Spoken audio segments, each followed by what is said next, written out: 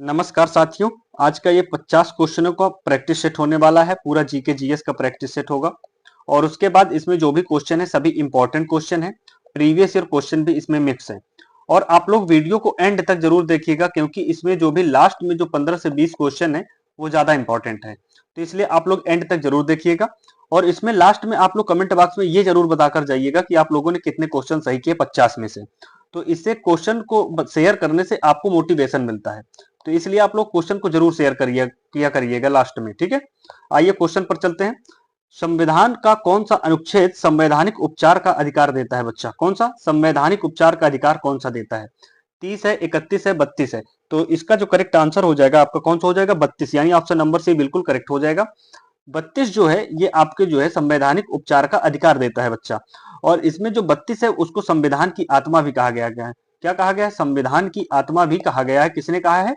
Doctor Bhimrao Ambedkar ने कहा है। ठीक है, नेक्स्ट क्वेश्चन पर चलते हैं। अगला क्वेश्चन, क्वेश्चन नंबर 2 क्या कहता है कि इलाहाबाद स्तंभ लेख कौन सा? बच्चा, इलाहाबाद स्तंभ लेख किस शासक से संबंधित है? बताइए। अशोक से है, समुद्रगुप्त, चंद्रगुप्त मौर्य या हर्षवर्धन? तो जो इलाहाबाद स्तंभ लेख है वो आपका समुद्रगुप्त से संबंधित है। किससे? समुद्रगुप्त से संबंधित है। आइए अगले क्वेश्चन पर चलते हैं।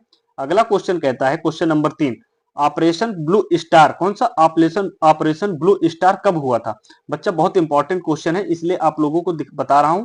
तो ऑपरेशन जो ब्लू स्टार है ये आपका कब हुआ था? ये आपका हुआ था 1984 में हुआ था। कब हुआ था? ऑपरेशन ब्लू स्टार आपका 1984 में हुआ था। तो इंपॉर्टेंट है। अगले क्वेश्चन पर चलते हैं। अगला क्वेश्चन कहता है बच्चा कि भारत में जो श्वेत क्रांति का जनक किसे कहा जाता है? किसे श्वेत क्रांति का जनक किसे कहा जाता है? बताइए मेरे लाडले। Option A, option B, option C या ऑप्शन डी, इनमें option A, option B, option C या ऑप्शन डी, इनमें से क्या हो जाएगा? तो इसका जो करेक्ट आंसर हो जाएगा आपका ऑप्शन नंबर कौन सा हो जाएगा? बी हो जाएगा। कौन सा? वर्गीज कुरियन है। कौन से? वर्गीज कुरियन है जो श्वेत क्रांति के जनक माने जाते हैं। किसके? श्वेत क्रांति के। अगले क्वेश्चन पर चलिएगा कि निम्न में से कौन सा ग्रीन हाउस गैस नहीं है? कौन सा ग्रीन हाउस गैस नहीं है बच्चा? इनमें से CO2, CH4 या O2 या NO2। तो इसमें से जो ग्रीन हाउस गैस नहीं है वो आपका ऑक्सीजन हो जाएगा, यानी कि O2। O2 इसमें से ग्रीन हाउस गैस नहीं होती है। बाकी CO2 होती है, मीथेन होती है, NO2 भी होती है। ठीक है, नेक्स्ट क्वेश्चन पर चलते हैं। अगला क्वेश्चन क्या कहता है बच्चा? अगला क्वेश्चन कहता है कि न्यायपालिका की स्वतंत्रता किसका हिस्सा है? कौन सी न्यायपालिका की स्वतंत्रता आपका जो है वो किसका हिस्सा है? मौलिक अधिकार का, या राज्य नीति निर्देशक तत्व का, या मूल संरचना का, या प्रस्तावना का? तो इसमें से जो करेक्ट आंसर हो जाएगा 6 का वो आपका ऑप्शन नंबर सी हो जाएगा बेटा। कौन सा? ऑप्शन नंबर सी हो जाएगा। मूल संरचना का जो है वो आपका न्यायपालिका स्वतंत्रता का हिस्सा है। ठीक है, किसका? मूल संरचना का। नेक्स्ट क्वेश्चन पर चलते हैं। क्वेश्चन नंबर 7 क्या कहता है कि कर्नाटक संगीत का जनक किसे माना जाता है? किसे? कर्नाटक संगीत का जनक किसे माना जाता है?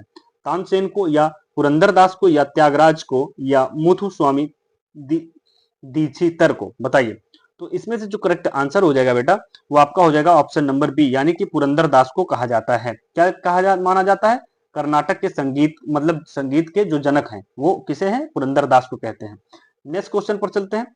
अगला क्वेश्चन कहता है कि मोनालिसा चित्र किससे मतलब किसने बनाया था? मोनालिसा चित्र जो है वो उसको किसने बनाया था? माइकल एंजेलो ने, या लियोनार्डो दा विंची ने, या पिकासो ने, या राफेल ने? तो इसका जो करेक्ट आंसर हो जाएगा क्वेश्चन नंबर 8 का वो हो जाएगा बी नंबर। कौन सा हो जाएगा? कौन सा? लियोनार्डो दा विंची ने किया था। ठीक है, नेक्स्ट क्वेश्चन पर चलते हैं। क्वेश्चन नंबर 9 क्या कहता है? क्वेश्चन नंबर 9 कहता है कि बक्सर का युद्ध किसके बीच हुआ था? बताओ। बक्सर का जो युद्ध हुआ था वो किनके किनके बीच हुआ था? अंग्रेज और मराठा, या अंग्रेज और मुगल, या अंग्रेज नवाब, या अंग्रेज मुगल प्लस नवाब प्लस अवध? तो इनमें से कौन सा हो जाएगा करेक्ट आंसर क्वेश्चन नंबर 9 का? तो इसका करेक्ट आंसर आपका यही हो जाएगा। ठीक है, इधर अंग्रेज थे, फिर इधर मुगल प्लस नवाब प्लस अवध, 3 थे। ठीक है, तो इसलिए इंपॉर्टेंट हो जाता है और काफी इंपॉर्टेंट क्वेश्चन है ये सब। ठीक है, आइए अगले क्वेश्चन पर चलते हैं। क्वेश्चन नंबर 10 क्या कहता है कि जीएसटी परिषद का अध्यक्ष कौन होता है? किसका? जीएसटी परिषद का बच्चा पूछ लिया गया है कि अध्यक्ष कौन होता है? राष्ट्रपति होता है, या प्रधानमंत्री, या वित्त मंत्री, या लोकसभा अध्यक्ष? तो बताइए क्या हो जाएगा प्यारे? तो इसका जो करेक्ट आंसर हो जाएगा प्यारे क्या हो जाएगा? सी नंबर हो जाएगा, वित्त मंत्री। यानी कि जो जीएसटी परिषद का अध्यक्ष होता है वो आपका कौन सा होता है? वित्त मंत्री होते हैं। आइए अगले क्वेश्चन पर चलते हैं। अगला क्वेश्चन, भारत में पहली जनगणना कब हुई थी? बहुत इंपॉर्टेंट क्वेश्चन है, कई बार ये बन चुका है, तो इसलिए आप लोग इसमें इंपॉर्टेंट का चिन्ह भी लगा लीजिए और इंपॉर्टेंट लिख भी लीजिए। तो बताइए कब हुआ था? भारत में जो पहली जनगणना हुई थी वो आपकी कब हुई थी? या 1872 या 1881, 1860 या 1901? तो इसका जो राइट आंसर होने वाला है बेटा, क्या होने वाला है? ऑप्शन नंबर 1 1872 में होती। कब हुई थी? 1872 में होती। विश्व जनगणना दिवस कब मनाई जाती है? आपको 11 जुलाई को मनाई जाती है। कब मनाई जाती है? आपकी 11 जुलाई को मनाई जाती है। ठीक है, विश्व जनगणना दिवस। नेक्स्ट क्वेश्चन पर चलते हैं। क्वांटम सिद्धांत किसने दिया था? कौन सा क्वांटम सिद्धांत बेटा पूछ लिया है? आइंस्टीन, मैक्स प्लैंक और न्यूटन या बोहर? तो क्या हो जाएगा इसका साथियों जवाब?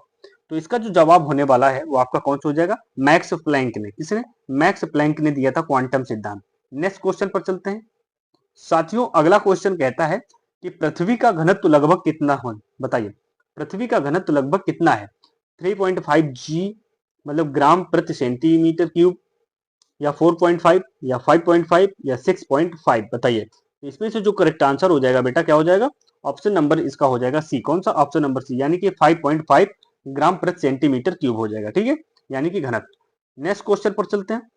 क्वेश्चन अगला कहता है कि अल्फ्रेड नोबेल, कौन सा? अल्फ्रेड नोबेल ने किसका आविष्कार किया था? बताइए, किसका आविष्कार किया था? परमाणु बम का, या डायनामाइट का, या रेडियो का, या टेलीफोन का? तो इसका जो राइट आंसर होने वाला बच्चों वो होने वाला आपका कौन सा? डायनामाइट का किया था। किसका किया था? अल्फ्रेड नोबेल ने किसका आविष्कार किया था? डायनामाइट का किया था। ठीक है, नेक्स्ट क्वेश्चन पर चलते हैं। क्वेश्चन कहता है कि पंचायती राज को किस संशोधन से संवैधानिक दर्जा मिला है? बताइए। पंचायती राज के बारे में पूछ लिया गया है, यानी कि पंचायती राज को क्या संशोधन, किस संशोधन के तहत दर्जा दिया था संवैधानिक? 42वां या 44वां या 73वां या आपका 86वां? तो जो 15 का राइट आंसर होने वाला है मेरे प्यारे साथियों वो आपका सी होने वाला है। कौन? 73वां संविधान संशोधन में आपका हुआ था। ठीक है, हाँ। नेक्स्ट क्वेश्चन पर चलते हैं। अगला क्वेश्चन क्या कहता है कि भारत का मैग्ना कार्टा किसे कहा जाता है? किसको? भारत का मैग्ना कार्टा पूछ लिया है प्यारे साथियों। तो ये आपका आपकी तरफ से क्या होने वाला है? मेरी तरफ से तो जो होने वाला है वो हो जाएगा आपका कौन सा? Regulating act 1773। ये होगा आपका भारत का जो मैग्ना कार्टा हो जाएगा वो रेगुलेटिंग एक्ट को कहते हैं। ठीक है, 1773 में। Next question. नेक्स्ट क्वेश्चन कहता है कि चिपको आंदोलन किस राज्य की से शुरुआत हुआ? चिपको आंदोलन का किस राज्य से शुरुआत हुआ था? हिमाचल प्रदेश, उत्तराखंड या उत्तर प्रदेश या बिहार से हुआ था? तो जो चिपको आंदोलन है, कौन सा चिपको आंदोलन, ये किसके उपलक्ष्य में मनाया गया था? यहाँ ये पेड़ों को काटने से बचाने के लिए चिपको आंदोलन शुरू किया गया था। ठीक है, और ये कहां से शुरू हुआ था? तो ये जो आपका शुरू हुआ था वो उत्तराखंड से हुआ था। कहां से हुआ था? उत्तराखंड से हुआ था। इंपॉर्टेंट क्वेश्चन है काफी ज्यादा। Next question. नेक्स्ट क्वेश्चन कहता है कि उत्तर प्रदेश सबसे अधिक विद्युत चालक धातु कौन सी होती है? बताइए। सबसे अधिक विद्युत चालक धातु कौन सी होती है? बताइए। तो इसमें जो हो जाएगी तांबा, एल्यूमिनियम, चांदी या सोना? तो प्यारे साथियों इसका जो करेक्ट जवाब होगा वो आपका हो जाएगा कौन सा? चांदी। जी हाँ, चांदी जो होती है वो विद्युत चालक धातु है। ठीक है, सबसे अधिक। अगले क्वेश्चन पर चलते हैं। Human genome human genome project किससे संबंधित है? डीएनए मैपिंग से, या अंतरिक्ष से, या ऊर्जा, या जल से है? तो जो इसका जो करेक्ट आंसर हो जाएगा वो आपका हो जाएगा कहां से? ऊर्जा से संबंधित है। कहां से? ये ऊर्जा से संबंधित थी, ह्यूमन जीनोम प्रोजेक्ट। ठीक है, नेक्स्ट क्वेश्चन पर चलते हैं। अगला क्वेश्चन कहता है प्यारे साथियों बताइए, भारतीय राष्ट्रीय कांग्रेस की स्थापना किसने की थी? बताइए बच्चों, किसके बारे में पूछ लिया गया? भारतीय राष्ट्रीय कांग्रेस के बारे में पूछ लिया गया। तो ये तो काफी इंपॉर्टेंट है। भारतीय राष्ट्रीय कांग्रेस जो है वो काफी ज्यादा इंपॉर्टेंट हो जाता है। तो इसमें जो आपका करेक्ट आंसर हो जाएगा वो हो जाएगा आपका ऑप्शन नंबर सी, बिल्कुल करेक्ट हो जाएगा। और ये कब बनी थी? इसकी जो गठन हुआ था मेरे हिसाब से 1884 में हुआ था। कब? 1884। आप लोग बताइएगा ये करेक्ट है या नहीं करेक्ट है। नेक्स्ट क्वेश्चन पर चलते हैं। अगला क्वेश्चन कहता है कि भारत में उच्च न्यायालय की स्थापना कब हुई? जो भारत में उच्च न्यायालय है उसकी स्थापना कब हुई थी प्यारे साथियों? बताइए। तो आपकी जो भारत में उच्च न्यायालय है इसकी 1858 पे हुई थी? बताइए, या 1862 में हुई थी? तो इसका जो करेक्ट आंसर हो जाएगा मेरे प्यारे साथियों वो हो जाएगा 1862 में हुई थी। कब हुई थी? 1862 में आपकी उच्च न्यायालय की स्थापना हुई थी। अगला क्वेश्चन। अगला क्वेश्चन कहता है कि लौह पुरुष किसे माना जाता है या किसे कहा जाता है? बताइए। ये काफी घुमाकर क्वेश्चन तो नहीं है लेकिन सीधा सीधा है, जो भी ये बड़ा अच्छा क्वेश्चन है। तो ये इसका जवाब हो जाएगा आपका कौन से? लौह पुरुष आपके जो हो जाएंगे वो पटेल साहब होते हैं। कौन होते हैं? पटेल साहब को सरदार वल्लभ भाई पटेल, इनका पूरा नाम क्या है? सरदार वल्लभ भाई पटेल, इनको लौह पुरुष कहा जाता है। ठीक है, नेक्स्ट क्वेश्चन पर चलते हैं। नर्मदा नदी कहाँ गिरती है? बताइए, नर्मदा नदी कहाँ गिरती है? काफी अच्छा सवाल है। और इसका जो जवाब हो जाएगा वो आपका हो जाएगा कहां पर? अरब सागर में गिरती है। नर्मदा नदी जो है वो आपके अरब सागर में गिरती है। ठीक है, नेक्स्ट क्वेश्चन पर चलते हैं। रक्तचाप मापने का यंत्र क्या है? कौन सा रक्तचाप मापने का यंत्र पूछ लिया गया है साथियों। इसका जवाब क्या हो जाएगा? वाह क्या सवाल है। तो रक्तचाप जो मापने का जो आपका यंत्र है वो हो जाएगा कौन सा? स्फिग्नुमो यानी स्फिग्मो मैनोमीटर। कौन से? Sphygmo manometer. ठीक है, नेक्स्ट क्वेश्चन पर चलते हैं। अगला क्वेश्चन कहता है कि डीएनए का पूरा नाम क्या है? वाह क्या सवाल है, काफी जबरदस्त सवाल है ये। डीएनए का आपका जो पूछ रहा है उसका पूरा नाम क्या है बताइए। तो इसका जो करेक्ट जवाब हो जाएगा 25 का, वो भी आपका हो जाएगा बी नंबर, यानी कि क्या हो जाएगा? तो इसका जो करेक्ट आंसर हो जाएगा वो आपका क्या हो जाएगा? बी नंबर हो जाएगा। ठीक है, नेक्स्ट क्वेश्चन पर चलते हैं। अगला क्वेश्चन कहता है कि भारत का सबसे छोटा राज्य कौन सा? भारत का सबसे छोटा राज्य कौन सा है बताइए। जो भारत का सबसे छोटा राज्य है वो कौन सा हो जाएगा? सिक्किम, गोवा, त्रिपुरा या मणिपुर? तो इसका जो करेक्ट आंसर हो जाएगा 26 का, वो क्या हो जाएगा? आपका बी नंबर हो जाएगा, गोवा। कौन सा हो जाएगा? गोवा हो जाएगा। ठीक है, नेक्स्ट क्वेश्चन पर चलते हैं। विटामिन B12 कौन सा? विटामिन B12 जो है उसकी कमी से क्या होता है? विटामिन B12 की कमी से क्या हो जाता है बताइए। काफी अच्छा सवाल है, शानदार सवाल है। तो इसकी कमी से जो होता है वो आपका हो जाएगा कौन सा? इसकी कमी से जो होगा वो आपका एनीमिया रोग होता है, विटामिन B12 की कमी से। ठीक है, नेक्स्ट क्वेश्चन चलते हैं। हाँ, इसमें लेकिन एक चीज और ध्यान दीजिएगा, स्कर्वी रोग किससे होता है? वो आपका विटामिन सी से होता है। रिकेट्स रोग किससे होता है? यानी सूखा रोग विटामिन डी की कमी से होता है। बेरी बेरी विटामिन बी की कमी से होता है। अगले क्वेश्चन पर चलते हैं। अगला क्वेश्चन कहता है संविधान की प्रस्तावना में कितने शब्द यानी समाजवादी जोड़ा गया है? संविधान की जो प्रस्तावना है उसमें आपके कितने शब्द जो है समाजवादी जोड़ा गया है? तो किस किस मतलब संविधान संशोधन के तहत समाजवादी शब्द को जोड़ा गया था ये पूछ रहा है। 42वां या 44वां, 86वां या 52वां? तो इसका जो करेक्ट आंसर हो जाएगा वो आपका हो जाएगा 42वें संविधान संशोधन द्वारा प्रस्तावना में समाजवादी शब्द को जोड़ा गया था। इसके साथ दो शब्द और जोड़े गए थे, पंथ निरपेक्ष और समाजवादी। उसके बाद और एक जोड़ा गया था, वो कौन सा है बताइए। हाँ, समाजवादी, पंथ निरपेक्ष और अगला एक आप बताइएगा। ठीक है, याद नहीं आ रहा अभी। नेक्स्ट क्वेश्चन पर चलते हैं। सबसे लंबी पर्वतमाला कौन सी है? कौन सी सबसे लंबी पर्वतमाला आपकी कौन सी हो जाएगी? तो वो जो आपकी सबसे लंबी पर्वतमाला होगी वो आपकी एंडीज पर्वतमाला होते हैं। कौन से? एंडीज पर्वतमाला जो भी है ये सबसे बड़ी पर्वतमाला है, सबसे लंबी। नेक्स्ट क्वेश्चन पर चलते हैं। इसरो की स्थापना कब हुई थी? किसकी? इसरो की स्थापना पूछ लिया है। काफी शानदार सवाल है और काफी जगह पूछा जाता है। तो जो इसरो की स्थापना हुई थी वो आपकी हुई थी कब? 1969 में हुई थी। कब हुई थी? आपकी 1969 में हुई थी। ठीक है, आइए अगले क्वेश्चन पर चलते हैं। अगला क्वेश्चन क्या कहता है? अगला क्वेश्चन कहता है कि संविधान का संरक्षक किसे कहा जाता है? किसका? संविधान का संरक्षक आपका किसे कहा जाता है बताइए। संविधान का संरक्षक किसे कहा जाता है? तो राष्ट्रपति, प्रधानमंत्री या सर्वोच्च न्यायालय या संसद? तो इसका जो करेक्ट आंसर हो जाएगा वो आपका कौन सा हो जाएगा? सर्वोच्च न्यायालय को कहा जाता है। किसका? सर्वोच्च न्यायालय को संविधान का संरक्षक कहा जाता है। आइए अगले क्वेश्चन पर चलते हैं। अगला क्वेश्चन क्या कहता है? अगला क्वेश्चन कहता है कि सांची स्तूप का निर्माण किसने करवाया? किसका? सांची स्तूप का निर्माण आपके किसने करवाया था बच्चों? चंद्रगुप्त मौर्य या अशोक या कनिष्क या हर्ष? तो इसका जो करेक्ट आंसर हो जाएगा वो हो जाएगा आपका बी नंबर, यानी कि अशोक ने करवाया था। किसका? सांची का स्तूप का जो निर्माण है वो आपके अशोक द्वारा करवाया गया था, सम्राट अशोक द्वारा। अगले क्वेश्चन पर चलते हैं। कृष्णा नदी का उद्गम स्थान, सॉरी, कृष्णा नदी का उद्गम स्थल कहाँ है बताइए। महाबलेश्वर या अमरकंटक या नासिक या उड़ी? क्या चीज? ऊटी। ऊटी लिखा है लेकिन ये उरी होता है, यहाँ पे क्या होता है? उरी होना चाहिए। ठीक है, तो इसमें से करेक्ट आंसर जो हो जाएगा आपका क्या हो जाएगा? वो हो जाएगा ए नंबर, यानी कि महाबलेश्वर। क्या हो जाएगा?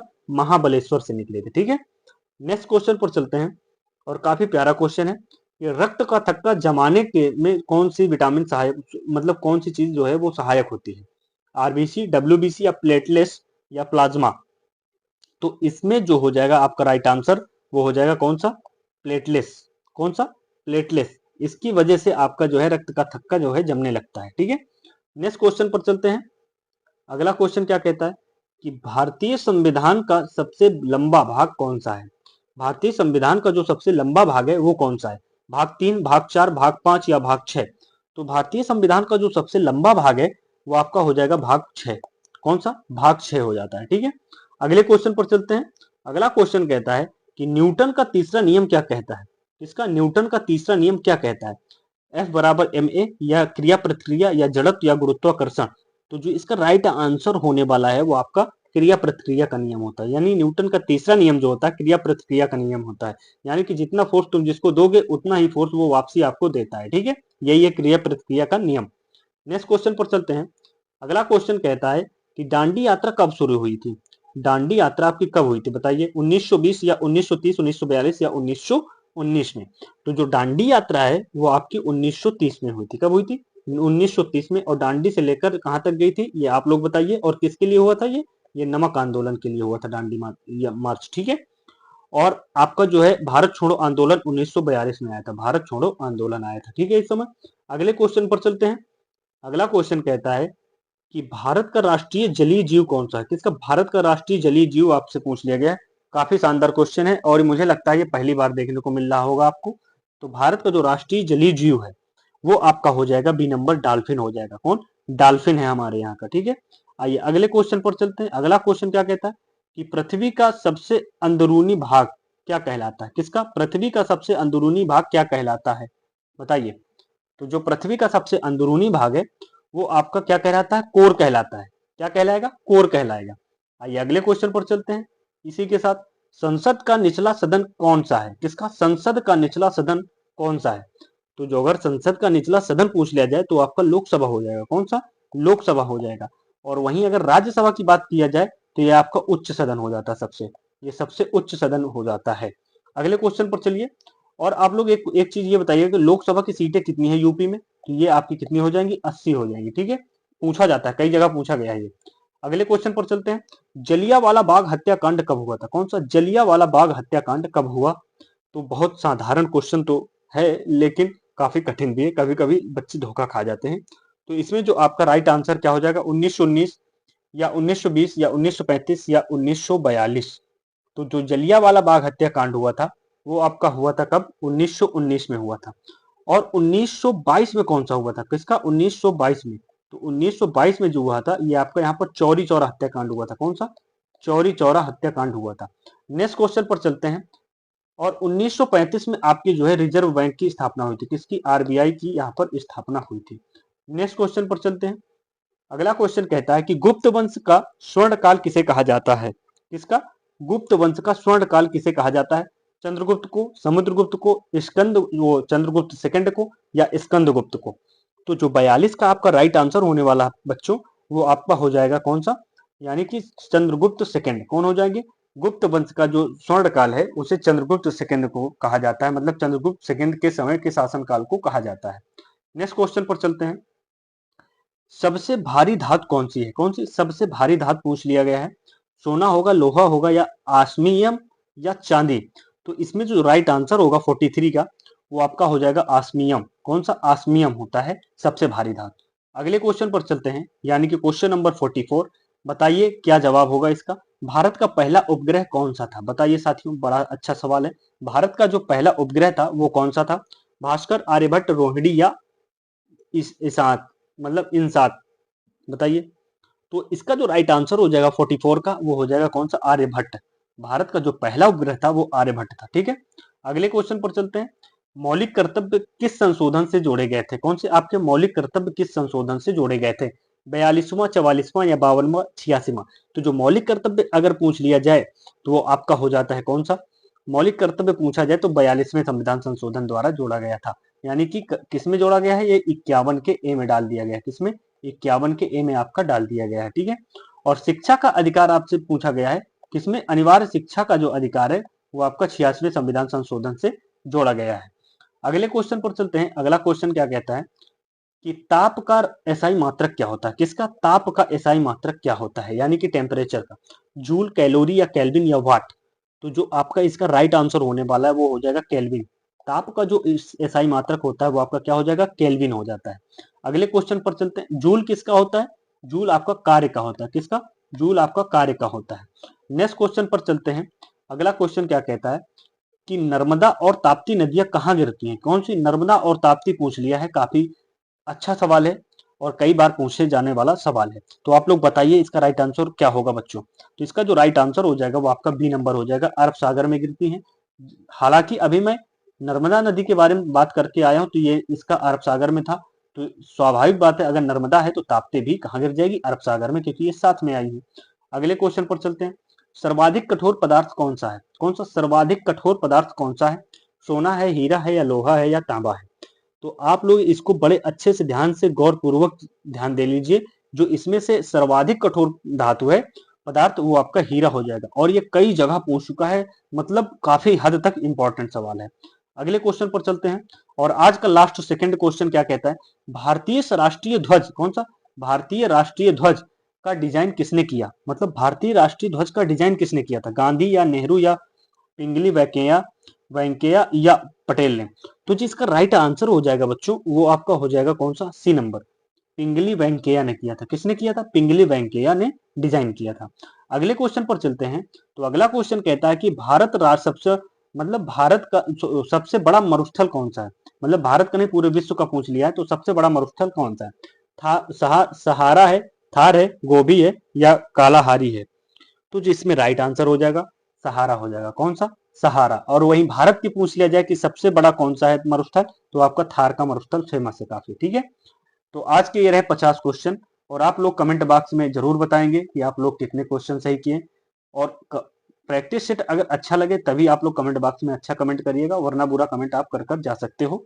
इसमें कोई संकोच मत करना, क्योंकि और आप लोग ये भी जरूर बताइएगा कि इसमें क्या चेंज करने लायक है प्रैक्टिस सेट में। आप अपना ओपिनियन जरूर कमेंट बॉक्स में देकर जाएं।